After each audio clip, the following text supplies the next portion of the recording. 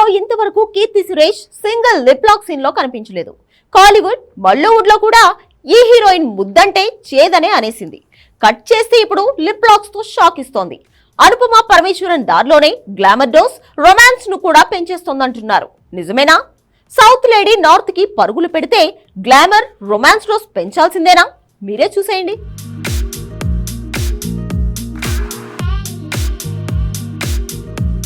టాలీవుడ్, కాలీవుడ్, మాలీవుడ్, శాండిల్వుడ్ ఇలా south industry ఏదైనా heroine ఎవరైనా ముంబై ఎక్స్ప్రెస్ ఎక్కితే చాలు వాళ్ళ డ్రెస్ విషయంలో పొదుపుగా మారిపోతారు.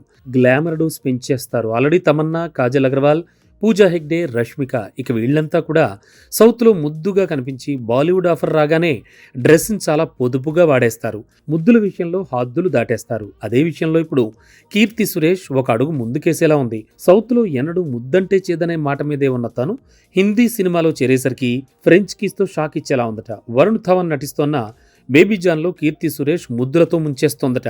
బికినీస్ లో గ్లామర్ డోస్ పెంచి బోల్డ్ సీన్స్ లో క్లీన్ బౌల్డ్ చేసేలా ఉందట. ఇది మలయాళం మీడియాలో హాట్ టాపిక్ గా మారింది. ఆఫర్లు తగ్గిన, ఏజ్ బార్ స్టేజ్ వచ్చిన గ్లామర్ డోస్ పెంచడమో, ఇలాంటి సెన్సేషన్ ఏదో చేయడమో హీరోయిన్లకు తప్పదంటారు.